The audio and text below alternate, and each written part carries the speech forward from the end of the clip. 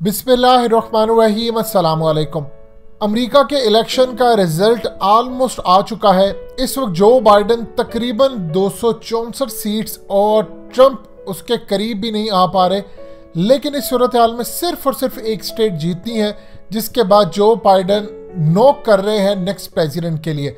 पाकिस्तानी भी काफ़ी खुश है, पाकिस्तान के साथ भारतीय भी बहुत ज़्यादा खुश है, लेकिन शायद इनको इदराक नहीं है पाकिस्तानियों को कि जो बाइडन पाकिस्तान की फ़ौज ISI से कितनी नफरत करता है, उसने आकर क्या नया एजेंडा लेकर आना है। और अरब ममालिक में इस वक्त इतना खौफ और पैनिक फैला हुआ है जिसकी इंतहा नहीं, और वो परेशान बैठे हैं कि अब उनके साथ होगा क्या, क्योंकि ट्रंप के साथ उनके मामला तय थे, ख़ास तौर पर मोहम्मद बिन सलमान के कशोगी के मामले पर।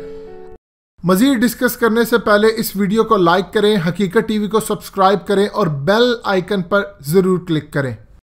आपको क्लिप दिखाने जा रहे हैं सिम्पसन कार्टून का।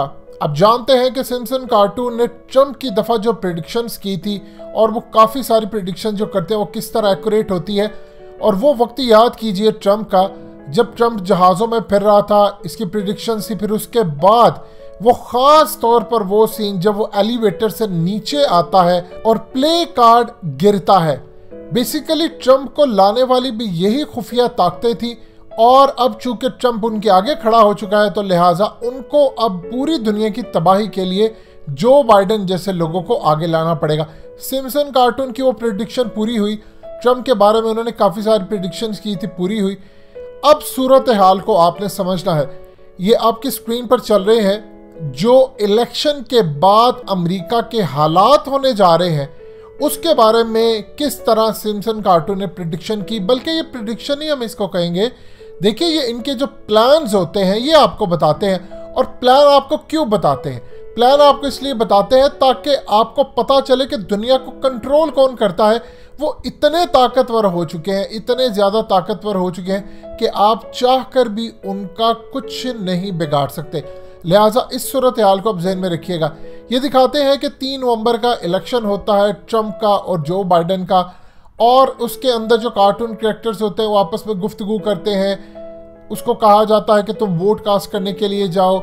लेकिन इसमें जो सबसे ज़्यादा हैरत अंगेज मामला सामने आता है कि इलेक्शन के बाद, देखिए इसको करीबन 2 महीने लगेंगे प्रेसिडेंट बनते, और उसके बाद वो पूरी तरह ओथ लेगा।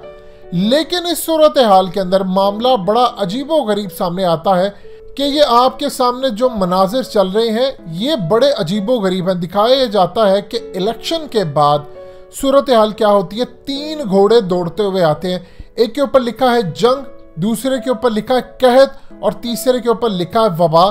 फिर उसके बाद खौफनाक खौफ लेकर एक घोड़ा भी आता है। ये असल में तबाही है इलेक्शन के बाद जो आने वाली है, जो बाइडन के जरिए या जिसके जरिए भी उन्होंने लेकर आनी है। इसके अंदर दिखाया जा रहा है कि आपको कहत का सामना करना पड़ेगा, यानी पूरी दुनिया के अंदर अब कहत पड़ने वाला वो किस तरह वो आपको नजर आएगा। जंगें होने वाली हैं, और उसके अलावा वबा फैलने वाली है, चाहे वो कोरोना हो, चाहे वो दूसरा हो, या कोई और चीज़ हो। बहुत सारे लोगों को शायद इदराक नहीं है, लेकिन अब ये काम करने जा रहे हैं। और इसीलिए उन्होंने बताया है कि ये जो इलेक्शंस हैं, ये तमाम चीज़ें, ये सब एक फ्रॉड है और ये सब धोखा है। असल में उसके बाद तबाही सर पर आने वाली है। जो बाइडन के बारे में ज़रा समझ लें, जिनको पाकिस्तानी सपोर्ट कर रहे थे। उसामा ड्रामा हुआ, ये ट्रंप की सिर्फ हिम्मत है जिसने कहा था कि वो सब एक फ्रॉड था, झूठ था। ऐसा कुछ हुआ ही नहीं एबटाबाद के अंदर। जब एबटाबाद का ड्रामा हुआ तो याद रखिएगा जो बाइडन उस वक्त वाइस प्रेसिडेंट था, और जब ये सारा ड्रामा हुआ तो वो पाकिस्तान आता है, यूसुफ रजा गिलानी के साथ खड़ा होकर प्रेस कॉन्फ्रेंस करता है, और यहाँ पर कहता है, ओपनली बात करता है, और अनऑफिशियली जो ऑफ द रिकॉर्ड बात करता है वो क्या, वो भी आपको हकीकत टीवी बताएगा। ओपनली आकर कहता है कि आपके मुल्क के अंदर ये दहशतगर्द आकर बैठे रहते हैं और आपको पता नहीं चलता। फौज को अब कंट्रोल करे यूसुफ रजा गिलानी, और यूसुफ रजा गिलानी को ऑफ द रिकॉर्ड कहते हैं कि आपके बस की बात नहीं है कि आप पाकिस्तान की फ़ौज को कंट्रोल करें। आप फ़ौज को कंट्रोल करें ताकि अमेरिका आपको इलेक्शन जितवाने में साथ दे।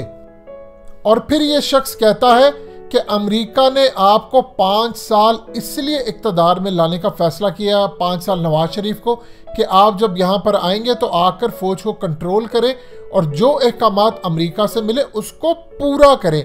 ये वो जो बाइडन है जो उस वक्त वाइस प्रेसिडेंट था, और अब ये जनाब जब प्रेसिडेंट बनने जा रहे हैं तो सोचिए इसकी पॉलिसी क्या होगी। ये लोग जंगों के हामी हैं। इन्होंने अरब स्प्रिंग शुरू किया था। ये अरब स्प्रिंग की जो सारी कैंपेन चली थी इन जनाब की अप्रूवल से चली थी।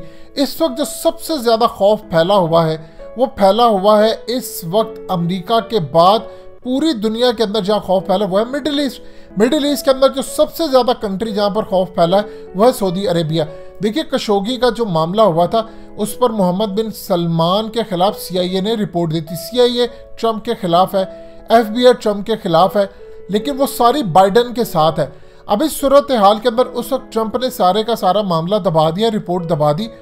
अब अरब कंट्रीज़ को सबसे बड़ी प्रॉब्लम यह है कि देखिए अरब कंट्रीज़ के अंदर अगर सऊदी अरेबिया का कोई इक़्तिदार ऊपर नीचे होता है तो मामला ख़राब होता है।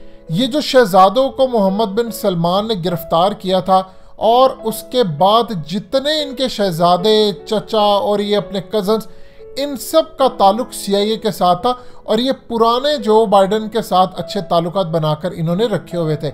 लेकिन जो अगली जनरेशन थी मोहम्मद बिन सलमान की, उसके CIA के साथ ताल्लुकात नहीं अच्छे थे, ना उसके जाकर ओबामा एडमिनिस्ट्रेशन के साथ ताल्लुकात अच्छे थे जिसके अंदर ये जो बाइडन था, उसके ताल्लुकात अच्छे बने हैं ट्रंप और उसकी एडमिनिस्ट्रेशन से।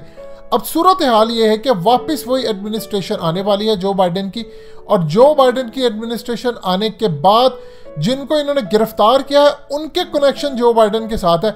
अब वो रिपोर्ट जो मोहम्मद बिन सलमान के खिलाफ CIA ने तैयार की थी ये पूरी तरह निकालेंगे और अरब स्प्रिंग जहां पर वो छोड़ कर गए थे उसको दोबारा वो शुरू करेंगे।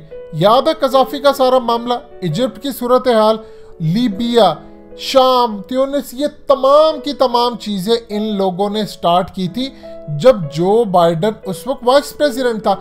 और वाइस प्रेसिडेंट ऑलमोस्ट प्रेसिडेंट ही होता है अमेरिका के अंदर, क्योंकि ओबामा ने कोई भी काम इनके मर्जी के बगैर नहीं किया था। अब चूंकि डायरेक्टली प्रेसिडेंट बना, इस्टेब्लिशमेंट का मोहरे हैं ये लोग, तो ये आकर वही करेंगे जो वो ट्रंप नहीं कर सका।